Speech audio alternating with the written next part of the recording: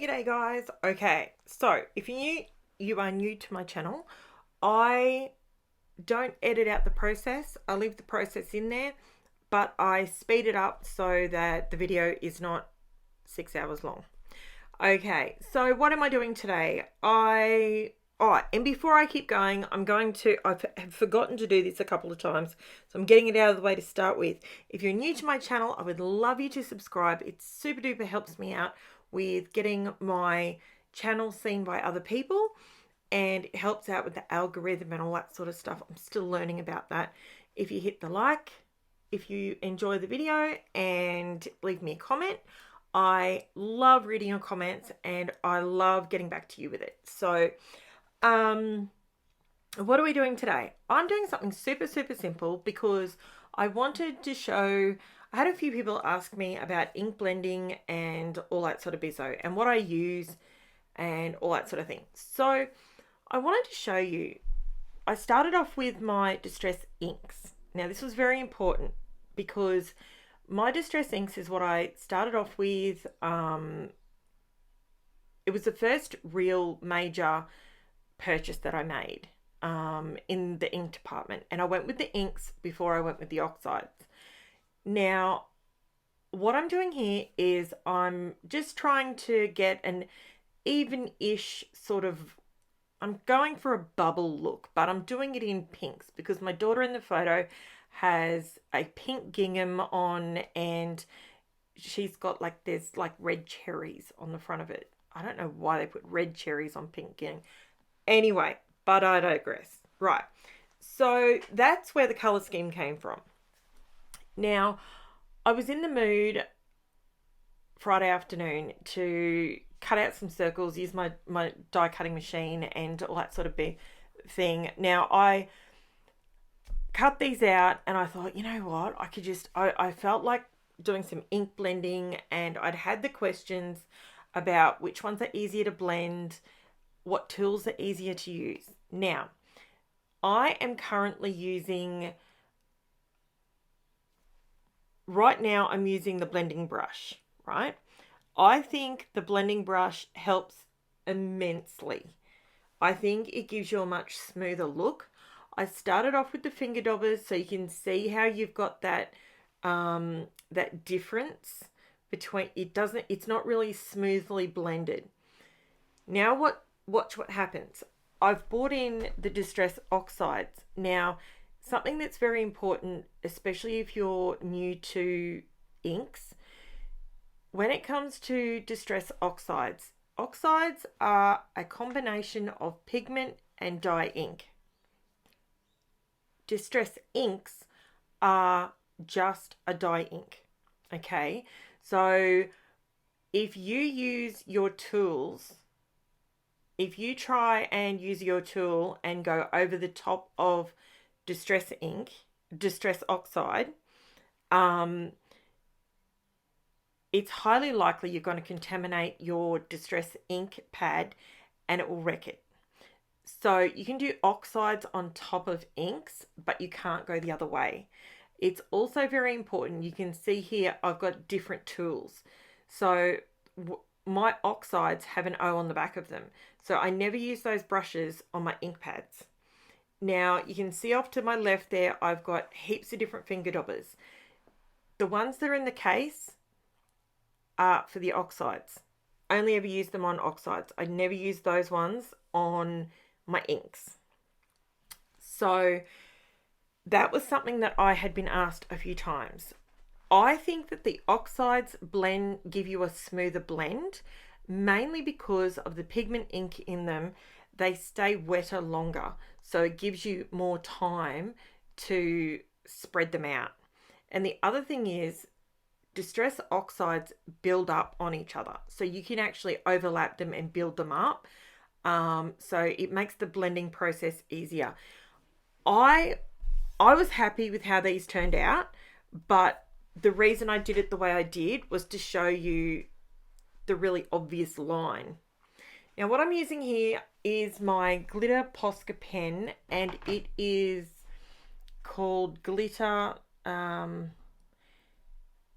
It's a pink Red Rouge Rot.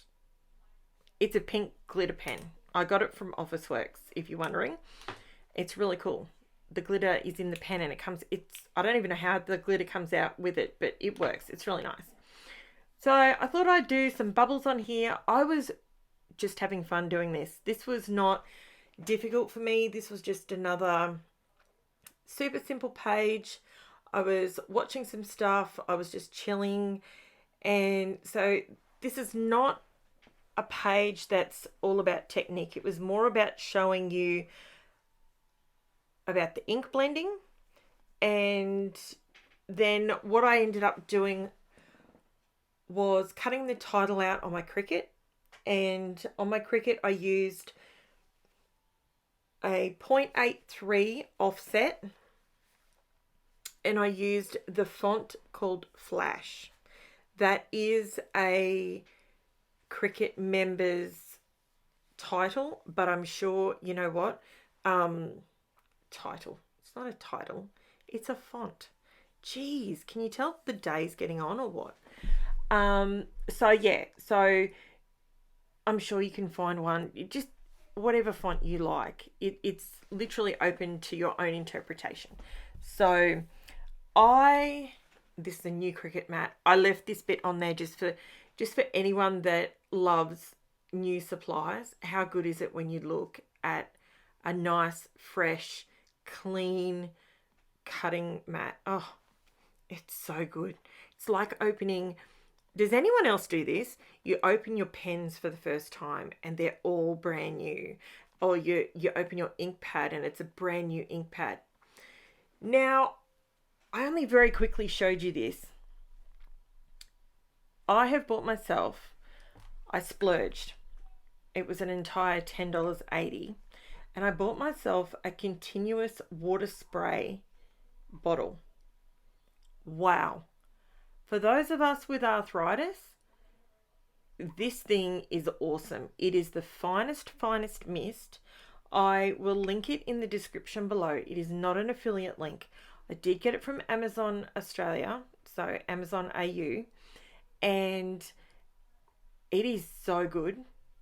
I'm really, really happy with it. So I've played with it now for over a week and I love it. I'm really, really happy with it. And that's what I used when I sprayed onto my really daggy mat that's next to me.